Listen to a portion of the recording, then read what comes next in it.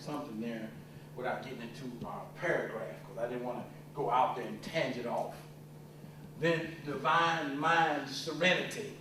Serenity is so cool because serenity deals with more than that, because it deals with the connection of the essence of being. And in the essence of being, it brings us to the totality. In the totality of the essence of being, we begin to have a reference that allows us to connect. And in this connection, it begins to allow us to become spiritual. It is one of the gates that begin to take us on into our spiritual realm of the 7 levels of dimension. You are beginning to connect. You are beginning to be connected to the divine mind. And remember, we did the study on the Ayan, and we talked about the word divine. And I was talking about Divine Betty, whose name was really Ralph. You see, we start talking about the transvestites and what divine is. But in actuality, in the commonality, it is divine. But in the spirituality and the basic concept of the ancient, it is the Ayana. To be connected to the Ayana and understand the greater universal pattern, which is really the higher heavens or the lower heavens, because you wouldn't be able to handle the higher heavens. Could you leave that up for just a second, please? Leave it up for a second? That's okay? Yeah. All right, time's up. Okay. I'm sorry, I just had to do that. Hey, hold on, I'll do it. Okay, I'll do it. Not a second. 1 minute and 22 seconds. I'm sorry, I just had to have a little fun. I'm sorry.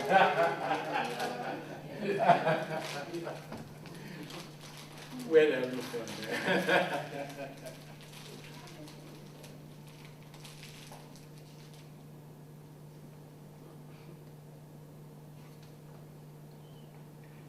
Tribe of the so-called Israel, and it's a separate tribe, and it really wasn't a tribe, it was a house. And it speaks on the 23rd Psalm that I shall dwell in the house of Yah forever. Zechariah 3, Zechariah 6, Zechariah 4 speaks and says that Yah only has one house, and that's the house. And the only one that has his name, Yah, in it is the one that you say, Yahweh, because that is his name in there. Yahweh, Yah.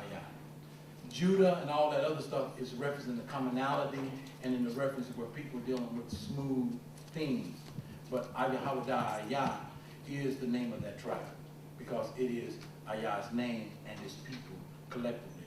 And even though they speak of the men, as we know in the so-called genealogy of Isaac, which is called the book of Genesis, the book that they have in the first book collectively of the Bible, it is in reference, yes, it is in reference to where it connects to the 5 and 1, where it says that when they speak of man in the scriptures, they're speaking of male and female. But in our mind and the translators of the Judean and Christian translations, they have weakened it and given it only to the male. And we know that they're not talking about us, they're talking about them.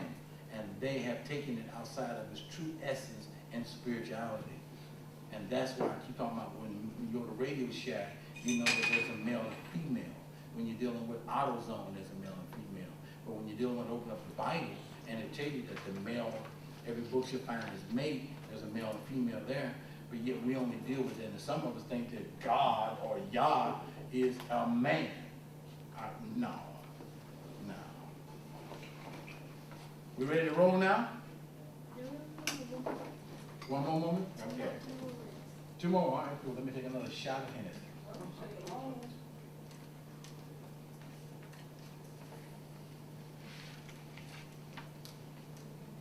I go from 0 through 9. And then 0 through 9, I take you to the 9th gate.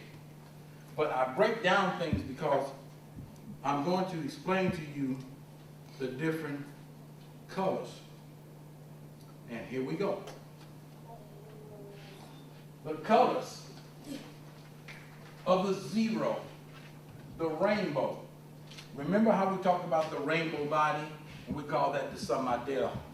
And the Samadel in the Cantonese as well as in the ancient, it deals with the man of many colors. And Ayah says in the so-called Psalm that Ayah warned a robe, and the robe was of what? Light. Psalm 104. Now, rainbow color stripes. It does not mean what they mean in Cincinnati and otherwise, Samson, that you're gay. They have made that concept with the Sodom and Gomorrah kind of thing. But the rainbow body in itself is something that was an extreme spiritual individual, such as the one they call Joseph with Sapana, because he was not really known when he was in the house of the Pharaoh, Paro, etc. His name Joseph wasn't even there. He was known as Sapana and another long extension. All right? Now, sticking out like sunbeams from the hand, head, or body, a healer or a spiritual individual or walker. Also, someone who is born firstborn that is of Ayah. Even though in that house you may have an individual who is in a house filled with whores, drug dealers, prostitutes, mental people, and all of a sudden, here comes, you've seen the movies where they have, give you a great example, the Addams Family. Now you got all these freaks and Uncle Fess and all, and here comes this little bitty cute little white girl coming out of nowhere, and she looks just like a regular human being. But she's part of that Addams family. The Hand, Uncle Fester, all those have another meaning to them. They represent a certain spirit. It's deep what they've done with that. Remember, the sixth chakra deals with what? Laughter and comedy. Remember the study that we did? Remember that? And one of the things I told you that I really pay attention to is the undercover brother. Where they're talking about they're going to kill people, black folks, with chicken. And that Billy D. Williams at the colonel. And now we got Chipotle chicken. You can hide anything with that, you know. And I don't mess with that chicken. Just me personally. Let's get back to where our lesson is. The spiritual walker or individual, that is one who was born, who was of the firstborn of Ayah. In that connection, that's why Ayah said, my firstborn. Because these are individuals of light, and this light is a light that is of a spectrum of light. Are y'all still with me when I'm saying spectrum? Because spectrum represents all colors.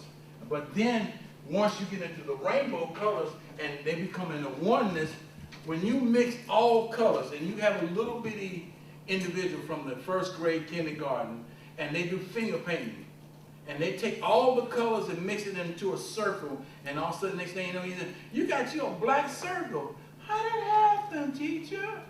Because all the colors of the rainbow, when they become one, they become black. The myth and the lie that they have told people is that the black auric field, oh, that's a brother or sister that is evil. That brother and sister, because see, that black light around them, that's a murderer, a rapist, and he's all kinds, she's all kinds of A, B, and C. See, look at that black light. She don't even have a color. Look at that. Oh, he's evil. Shut your white lies up. That individual, whether that individual knows it or not, according to Psalm 91, where they got 911 from, where Ayah said, even though you don't know it, I shall send you a Malakayah, which you call an angel. Ayah don't have any angels. Angels are demons. I'll say it real slow. Angels or demons. Okay, now, because I know it kind of shock up there. I saw people's face going, oh. Oh. Okay. And I would call my little girl, oh, you're a sweet angel. So you're a sweet little demon? Okay. All right. The black aura color. I put this in here because I want people to say, there is, and I say they don't agree with my running sentence. There is nothing wrong with black in one's aura. If you notice something, I don't say person. Reason I don't say person in the class is because I don't want a female or a sister to say, I'm a cool person, I'm a wonderful person. That means that you are trying to qualify yourself and define yourself by a male figure.